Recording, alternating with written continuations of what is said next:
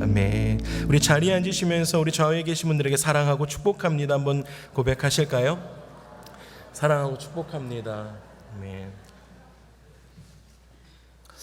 오늘 저는 위대한 반전이라는 말씀의 제목으로 함께 은혜를 나누고 싶습니다.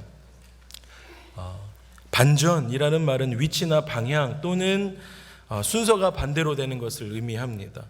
성경에는 반전의 기록들이 많이 나와 있습니다. 그리고 그 반전을 일으키시는 분은 언제나 하나님이십니다.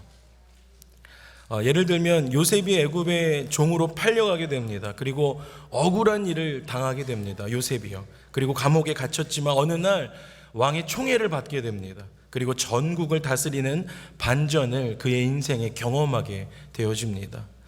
또 애굽에서 종노릇하다가 이스라엘 백성들이 당당하게 그 땅을 벗어나는 것도 위대한 반전입니다. 그리고 다윗이 골리앗을 이긴 것도 놀라운 반전입니다. 또한 포로로 잡혀간 소년 다니엘이 바벨론 제국의 총리 대신이 된 것도 역사적으로 위대한 반전입니다.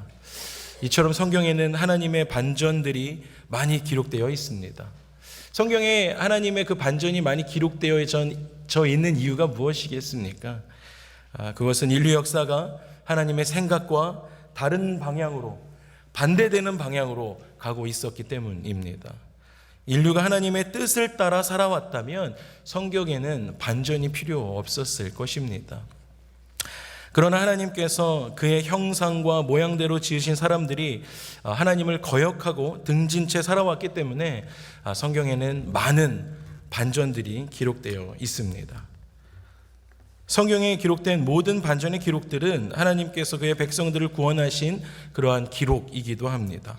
반전의 기록은 구원의 기록입니다. 그래서 성경에 기록된 모든 위대한 반전은 하나님의 구원을 담아놓은 기록이 되어집니다. 오늘 우리가 읽은 말씀에 예수님은 빛과 어둠에 관하여 말씀하고 계십니다. 나는 세상의 빛이니 나를 따르는 자는 어둠에 다니지 아니하고 생명의 빛을 얻으리라 라고 선포하고 계십니다. 이 말씀은 예수님께서 이 세상에 오시기 전에는 대부분의 사람들이 어둠에 속해 있었다라는 말씀입니다. 그런데 예수님께서 이 어두운 세상에 빛으로 오셨습니다. 그리고 이 빛은 단순하게 가시적으로 나타나는 빛이 아닙니다. 우리가 이 무대를 비치고 있는 이러한 빛을 이야기하는 것이 아닙니다. 그것은 생명의 참 빛이다 라고 우리 가운데 말씀하십니다. 예수님께서 그 빛으로 우리 가운데 오셨습니다. 그리고 어둠 가운데 있을 수밖에 없었던 사람들을 향해서 그 빛을 보여주시고 그 빛을 우리 가운데 향하여 비추어 주고 계십니다. 그것은 다른 사람들에게 일어난 일이 아닙니다. 나에게 일어난, 우리 삶에 일어난 우리 인생 최대의 반전의 사건이다라는 것입니다. 그 예수님께서 생명의 빛이 우리를 사망에서 생명으로 옮겨주셨습니다. 예수님의 생명의 빛이 우리 마음 가운데 들어옴으로 인해서 우리가 사망에 거할 수밖에 없었는데 예수님의 참빛을 통해서 우리가 생명으로 옮겨지게 됩니다. 사랑하는 새누리 공동체 여러분, 이번 한 주를 시작하시면서 그 생명의 빛 되신 예수님 붙드시고 늘 승리하는 우리의 삶이 되기를 소원합니다. 오늘 본문 말씀 바로 앞에 유명한 이야기가 하나 나옵니다. 그 유명한 가늠한 여자가 가늠하다가 현장에서 잡혀온 그 여자의 이야기입니다. 율법을 엄격하게 지키던 그 시절에 가늠하다가 현장에서 잡혔다라는 것은 엄청난 사건입니다. 서기관들과 바리새인들은 인정사정 보지 않고 그 여자를 끌고 옵니다. 예수님 앞에 끌고 와서 던집니다. 그리고 그들은 이 여인을 이용해서 일석이조의 효과를 노리길 원했습니다. 가늠한 여인도 심판할 수 있습니다. 율법으로요. 그리고 동시에 메시아라고, 자칭 메시아라고 이야기하고 다니는 눈에 가시 같았던 이 예수도 곤경에 빠뜨릴 수 있는 그러한 좋은 기회였습니다. 율법학자들과 서기관들이 이렇게 이야기합니다. 선생이여, 이 여자가 가늠하다 현장에서 잡혔나이다. 모세가 율법에서 이야기하기를 이러한 여자들을 돌로 치라 명하였거니와 선생은 어떻게 말하겠습니까? 라고 예수님께 묻습니다. 그들은 예수님이 어떠한 대답을 해도 상관없었습니다. 대답을 듣고 싶지도 않았습니다. 답이 정해져 있었기 때문이죠. 왜냐하면 수많은 군중들이 예수님을 구세주로 믿고 따라다녔는데 예수께서 그 여자를 모세의 율법에 따라서 돌로 쳐라, 죽이라 라고 하면 예수는 자비로운 구세주가 아닙니다 라고 이야기할 수 있습니다. 그럼 우리가 기다리고 있던 자비로운 메시아가 아니다 라고 이야기할 것입니다. 반면 죽이지 말라 라고 한다면 예수님이 모세의 율법을 어기는 것이 되지요. 그 당시에 율법을 어긴 자는 처형할 수 있었습니다. 이 질문으로 그들은 예수님을 진퇴양난에 빠져나갈 구멍을 안 만들었습니다. 그런데 예수님께서 전혀 기대 밖의 대답을 하십니다. 너희 중에 죄 없는 자가 돌로 치라 라고 말씀하십니다. 이 말을 듣고 양심의 가책을 느낀 그들은 어른으로부터 해서 젊은이까지 하나씩 자리를 떠나가기 시작합니다. 그리고 예수님께서 그 여자에 이렇게 묻습니다. 여자여, 너를 고발하던 이들이 어디 있느냐? 너를 정죄하던 이들이 어디 있느냐라고 말씀하십니다. 아무도 없다라고 대답하는 그 여인에게 예수님께서 이렇게 말씀하셨습니다. 나도 너를 정죄하지 아니하노니 가서 다시는 죄를 범하지 말라라고 용서하십니다. 예수님께서는 그 여인에게 긍휼과 은혜를 베풀어 주셨습니다. 여인을 고소하던 서기관들과 바리새인들 그리고 그들과 함께 온 사람들이 그 자리를 다 떠나간 것은 그들 마음속에 있는 죄, 곧 어두움 때문이었습니다. 그들 마음속의 어두움 때문에 빛으로 오신 예수님을 맞이할 수가 없었습니다. 빛으로 오신 예수님과 죄의 어두움이 함께 공존할 수 없었기 때문입니다. 빛은 어두움과 함께 할 수가 없습니다. 그런데 가끔 성경에는요, 빛을 알아보지 못하는 어두움을 이야기하기도 합니다. 요한복음 1장 9절에서 12절의 말씀을 보니까요, 참 빛 곧 세상에 와서 각 사람에게 비추는 빛이 있었나니 예수님을 이야기합니다. 그가 세상에 계셨으며 세상은 그로 말미암아 지은 바 되었으되 세상이 그를 알지 못하였고 자기 땅에 오매 자기 백성이 영접하지 아니하였으나 영접하는 자 곧 그 이름을 믿는 자들에게는 하나님의 자녀가 되는 권세를 주셨으니 라고 말씀하고 있습니다. 우리는 이 마지막 구절의 의미를 많이 두고 포커싱을 합니다. 그런데요, 그 위 앞절에 보니까 예수님이 빛으로 오셨는데요, 예수님을 알아보지 못하는 어두움들이 있다라고 공존하고 있는 그 시즌을 이야기하고 있습니다. 예수님께서 참빛으로 이 세상에 오셨습니다. 그리고요, 각 사람에게 그 빛이 비추어졌습니다. 그냥 빛이 임하고요, 믿을 사람 믿어라 라고 한 것이 아니고요, 각 사람에게 그 빛이 비추어졌다라고 성경은 선포하고 있다라고 말씀하십니다. 그런데 세상은 그를 알지 못하고 영접하지 않는 어리석음을 가지고 있다라는 것입니다. 마치 그 당시에 서기관들과 바리새인들처럼 말입니다. 그러면서 그 이름을 믿음으로 영접하는 사람들은 하나님의 자녀가 되는 권세를 주겠다라고 성경이 오늘날 우리 가운데 선포하고 계십니다. 빛이 임했는데 어둠이 깨달지 못합니다. 이처럼 어리석은 것이 없죠. 여인을 고소하던 서기관들과 바리새인들은 참빛으로 오신 예수님을 자기의 믿음을 들어서 영접하지 않았습니다. 믿지 않기로 결정했습니다. 그 믿음도 참 대단하죠. 믿지 않기로 결정합니다. 어떠한 이야기를 해도 믿지 않겠습니다 라고 그렇게 믿음으로 영접하지 않습니다. 그래서 예수님의 진리의 말씀이 선포될 때 자기가 가지고 있던 그 가치 기준과 율법의 행위가 무너집니다. 예수님의 진리의 말씀이 선포될 때 그 자리를 떠나버릴 수밖에 없게 되어졌다라는 것입니다. 정확하게 표현하자면 빛이 임하자 즉시로 어둠이 물러갈 수밖에 없었다라는 것입니다. 우리의 삶에 빛 되신 예수님 모시고 살아가는 저와 여러분의 삶이 되기를 소망합니다. 예수님 안에 소망이 있기 때문입니다. 그러면 우리의 삶과 우리의 가정 가운데 예수님 계시면 어둠은 틈탈 수가 없게 됩니다. 그리고 가늠하다 현장에서 붙잡혔던 이 여인은 인생의 큰 반전을 경험하게 되어집니다. 그것은요, 그 여인이 예수님을 인격적으로 만났다라는 것입니다. 인생의 위대한 반전은 예수님을 인격적으로 만나는 것입니다.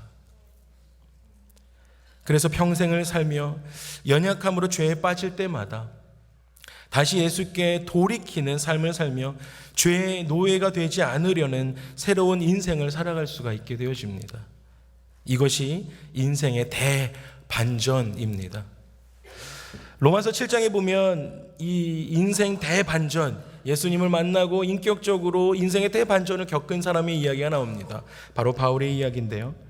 바울이 한편으로는 하나님의 법을 섬기려고 하고요, 한편으로는 자기 속사람의 다른 죄의 법을 섬기려고 하는 자기 육체 사이에서 심각한 정신적인, 육체적인, 영적인 분열을 앓고 있습니다. 그는 견딜 수 없는 괴로움과 어려움 가운데 처해져 있었습니다. 그래서 이렇게 고백합니다. 오라, 나는 곤고한 사람이로다. 이 사망의 몸에서 누가 나를 건져낼 수 있겠느냐라고 바울이 고백하고 있습니다. 빠져나갈 수가 없구나. 내가 빠져나갈 구멍이 없구나. 나는 곤고한 사람이다. 이 사망에서 누가 나를 건져낼 수 있겠느냐라고 바울이 고백하고 있습니다. 그런데 로마서 8장 1절과 2절에서 대반전의 사건이 일어납니다. 예수님을 인격적으로 만나고 이렇게 고백합니다. 그러므로 이제 그리스도 예수 안에 있는 자에게는 결코 정죄함이 없나니 그리스도 예수 안에 있는 생명의 성령의 법이 죄와 사망의 법에서 너를 해방하였음이라 라고 선포합니다. 나는 곤고한 사람입니다.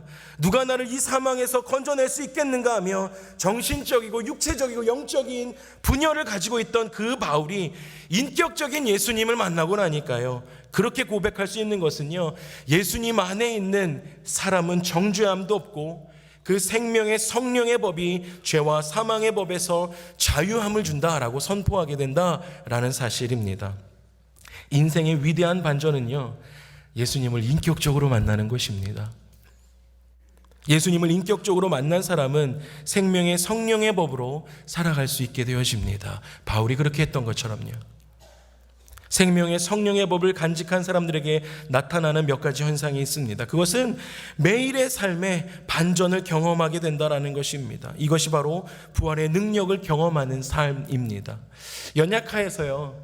연약함으로 인해서요, 내가 죄를 지으려고 하는 그러한 인간의 속성이 나타날 때가 있다는 것이죠. 그런데 내 안에 역사하고 계신 그 예수님의 생명의 성령의 법으로 인해서 그 죄와 사망의 법에서 나를 다시 한번 이끌어 위대한 반전이 일어나는 삶을 매일매일의 삶에 경험하고 살아갈 수 있게 되어진다라는 것입니다. 누가요? 예수님의 생명의 성령의 법이 그 안에 거하며 살아가는 사람의 삶이요. 예수 안에 있는 생명의 성령의 법은 죄와 그 유혹을 이기고 거룩하게 살아갈 수 있는 능력을 우리 가운데 주십니다. 예수 안에 있는 생명의 성령의 법은 절망과 낙심을 이기고 소망의 삶을 살아갈 수 있는 능력을 우리 가운데 허락해 주십니다. 그리고 분노와 미움을 넘어서 서로의 허물을 용납하고 용서할 수 있는 능력을 의미합니다. 요한복음 5장 24절에 보니까요, 내가 진실로 너희에게 이르노니 내 말을 듣고 또 나를 보내신 이를 믿는 자는 영생을 얻었고 심판에 이르지 아니하나니 사망에서 생명으로 옮겼느니라 라고 말씀하고 계십니다. 사랑하는 성도 여러분, 예수 안에 능력이 있습니다. 예수 안에 생명의 성령의 법이 있습니다. 이 부활의 능력을 힘입어 매일매일의 삶 가운데서 사망에서 생명으로 옮겨지는 반전을 경험하며 사시는 저와 여러분의 삶이 되기를 예수님의 이름으로 축복합니다. 생명의 성령의 법을 간직한 한 목사님의 이야기를 하고 싶습니다. 미국 노스캐롤라이나에 살고 있었던 젠트리 에딩스라는 목사님의 이야기입니다. 이분은 생명의 성령의 법이 자신 안에 있을 때 자기에게 가정에 어떠한 일이 일어나도 그것이 불행한 일일지라도 위대한 반전으로 용서를 행할 수 있다라는 것을 보여준 그러한 목사님의 이야기입니다. 기독일보 2015년 6월 3일자에 나왔던 기사를 제가 인용하겠습니다. 5월 23일 교통사고로 두 아들을 잃은 노스캐롤라이나 주의 한 목회자가 장례식에서 문상객들에게 자신의 아내와 함께 과속으로 인한 교통사고를 낸 트럭 운전사를 용서했다라고 밝혔습니다. 앞서 노스캐롤라이나의 샬럿에 있는 포레스트 힐스 처치의 찬양 리더이며 협동 목사인 젠트리 에딩스 목사와 임신 8개월째였던 아내 헤들리, 그리고 함께 타고 있던 2살 아들 dobs는 에딩스 목사 여동생 결혼식에 참석한 후 샬럿에 있는 집으로 돌아오다 윌밍턴에서 음주운전과 과속으로 인한 트럭에 의해 교통사고를 당했습니다. 이 사고로 2살 아들 dobs는 현장에서 목숨을 잃었고, 아내 헤들리는 인근 병원으로 급히 옮겨져 리드라는 이름의 신생아를 출생했지만 뇌출혈 증세로 고통을 당하다 이틀 만에 죽고 맙니다. 샬럿 옵저버에 따르면 두 아이의 장례식이 치러진 지난 5월 31일 주일 에딩스 목사는 이번 장례식은 두 아이의 삶을 기념하는 축제의 이벤트로 생각한다라고 이야기하면서 이 세상에서 가장 소중한 하나님의 선물이었던 두 아이를 뺏어간 트럭 운전사를 용서한다라고 전했습니다. 우리는 마음으로 이 일을 저지른 사람을 용서했다라고 하면서 가장 어려운 것이었지만 나와 내 아내는 예수님께서 세상에 빛으로 오셔서, 예수님께서 세상에 참 빛으로 오셔서 우리의 죄를 용서하셨다, 나의 죄를 용서하셨다라는 사실을 알기 때문에 예수님의 이름으로 그 트럭 운전사를 용서하는 것이 가장 쉬웠다라고 전했습니다. 에딩스 목사는 특히 신생아 리드와는 단 이틀밖에 시간을 보내지 못했지만 문상객들에게 우리는 리드와 가장 소중한 시간을 보낼 수 있었다라고 말했습니다. 그리고 리드가 형 dobs가 있는 천국에 가기 전에 우리의 팔에 꼭 안겨 있었다라고 덧붙였습니다. 에딩스 목사는 첫째 아들 dobs에 대해서 dobs에게 너희는 가만히 있어 내가 하나님 되어 말지어다 라는 시편 46편 10절 말씀을 가르치면서 하나님의 복음을 나눌 수 있었다라고 전했습니다. 에딩스 목사는 또 자주 dobs에게 시편 그 말씀을 암송시키려고 했지만 너무 부끄러워했다라고 이야기합니다. 하지만 사고가 나서 천국으로 간 그날 사고 전 차 안에서 마침내 dobs가 암송하는 데 성공했다며 dobs는 귀여운 목소리로 Be still and know that I am God 이라고 말했다라고 에딩스 목사가 전했습니다. 예수님께서 어두운 세상에 빛으로 오시고 우리의 죄를 용서하셨다라는 것은요, 다른 사람의 이야기가 아닙니다. 그냥 에딩스 목사니까 그 사람의 그 믿음이 그렇게 크니까 그렇게 했다라는 것이 아니죠. 그 구원은요, 에딩스 목사님에게나 우리에게나 동일하게 주어지는 하나님의 선물입니다. 그 구원의 은혜는 지금 현재 나에게 일어나고 있는, 그래서 지속되고 있는 하나님의 은혜다라는 것입니다.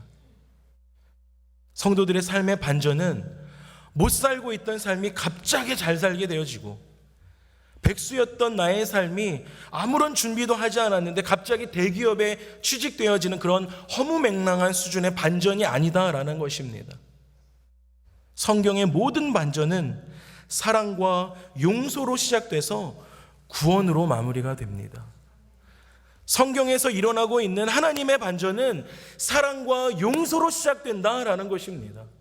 그리고 그것이 생명, eternal life, 영원한 생명으로 이어진다, 구원으로 이어진다라는 것입니다. 그러한 위대한 반전이 우리의 삶에 일어나기를 소원합니다.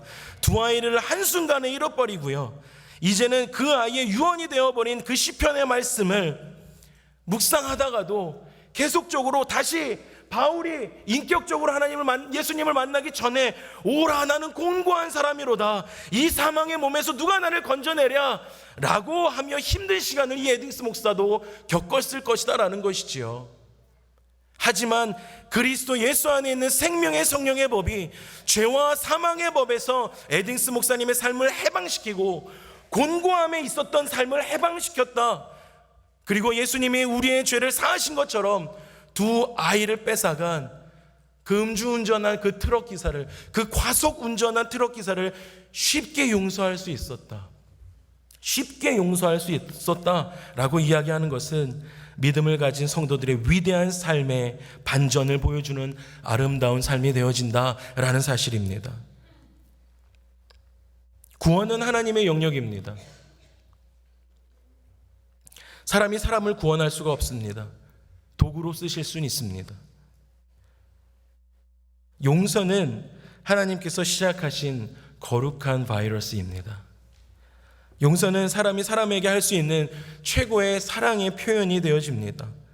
용서하면 우리의 삶에 기적의 반전이 일어날 줄로 믿습니다. 예수님을 만난 사람은요, 누구나 인생의 반전을 경험하게 됩니다. 왜냐하면 그것이 하나님의 소원이기 때문입니다. 하나님은 우리를 있는 그대로 사랑하시지만 우리의 삶에 위대한 반전이 일어나기를 원하십니다. 그래서 하나님께 두 손 들고 돌아오는 모든 사람들에게 반전의 기적이 일어나는 것을 보시고 하나님께서 기뻐하십니다. 그런데요, 우리 속에 있는 옛날 사람이요, 우리 속에 있는 그 옛사람이 우리를 슬그머니 옛날로 돌아가게 할 때가 있습니다. 그리고 사탄을 대적하지 못하고 그냥 그 사망의 법에 얽매여 살게 할 때가 있다라는 것입니다. 그런데 그럴 때 우리는 예수님의 이름으로 사탄을 대적하는 반전을 일으켜야 합니다. 그래서 죄악의 어두운 먹구름이 우리의 삶을 덮으려고 할 때 우리는 빛 되신 예수님의 이름을 부르며 반전을 일으켜야 될 줄로 믿습니다. 우리가 어쩌면 에딩스 목사님과 같이 최악의 삶에서 똑같이 반전을 이룰 수 있을지 없을지 모르겠습니다.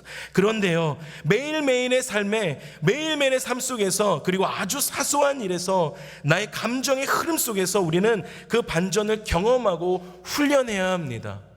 에딩스 목사님은 매일매일의 삶에서 사소한 것으로 그것을 훈련했을 것입니다.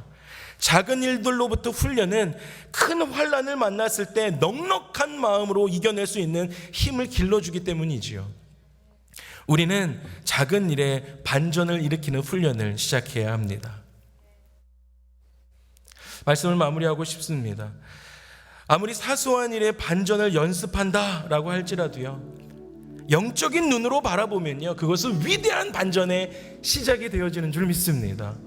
사소한 것처럼 보이는 것 하나지만요, 우리 삶에 적용하기 시작했을 때 그것이 우리의 삶의 위대한 반전으로 커져 나갈 줄을 믿습니다. 거룩한 바이러스가 우리 삶으로부터 우리 교회를 통해서 그 위대한 반전이 이 산호세와 실리콘밸리를 뒤집어 놓을 줄 믿습니다. 그것이 하나님께서 하나님의 교회를 향한 하나님의 꿈입니다. 그것은 그냥 새누리교회가 땅 하고 시작하는 것이 아닙니다.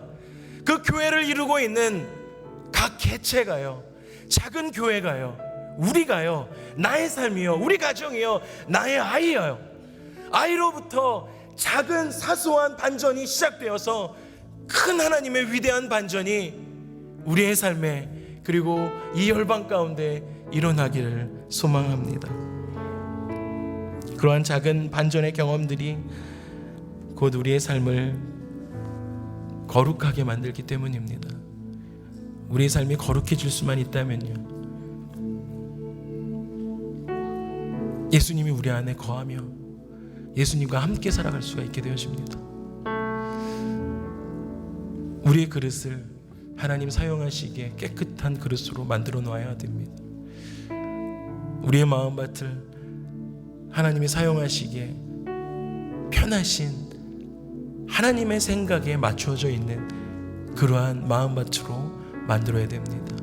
혹여라도 우리의 삶에 하나님과 반대되는 삶을 살고 계시지는 않으십니까? 혹여라 우리의 삶에 하나님의 생각과 반대되는, 그래서 성경에 그렇게 많이 기록되어 있는 이스라엘 백성들이 계속 하나님의 생각과 반대되는, 하나님께서 기적을 베푸셨을 때 주님 계시군요, 감사합니다, 주님 위대하십니다, 찬양합니다. 다음날 반대되는 나의 육적인 삶을 쫓아 살아가고, 또 하나님께서 사랑하셔서 또 쫓아오셔서 하나님의 기적을 베푸셨을 때 그러시군요, 이렇게 살아가고 있지는 않으십니까? 우리의 삶에서 위대한 반전이 일어나서 우리의 삶이 거룩해짐으로 말미암아 예수님이 우리의 안에 계시고 생명의 성령의 법으로 이번 한 주 승리하시기를 소원합니다. 우리의 삶 속에서 작은 일들의 반전을 만드시기 바랍니다. 그래서 그것이 위대한 반전이 되어지고 그것으로 인해서 이번 한 주가 축복의 한 주가 되어지고 우리의 삶을 통해서 우리의 직장 동료가, 그리고 우리의 직장이, 우리의 가정이 축복되어지는 그러한 삶이 되도록 그런 하나님의 삶에 살아갈 수 있도록 주님께서 함께 하시는 그런 삶이 되도록 주님의 이름으로 축원합니다. 함께 기도하기를 원합니다. 우리 좀 잠깐 짧은 시간이지만 기도할 때에 그 생명의 빛으로 오신 그 예수님 내 안에 거하시고 내 안에 생명 되신 그 예수님 오셔서 내 삶의 작은 일에도 예수님께로 돌아서는 반전의 삶을 살 수 있도록 주님 인도하여 주시옵소서라고 우리 잠깐 기도하고 주 앞에 나가도록 하시겠습니다. 함께 기도하시겠습니다.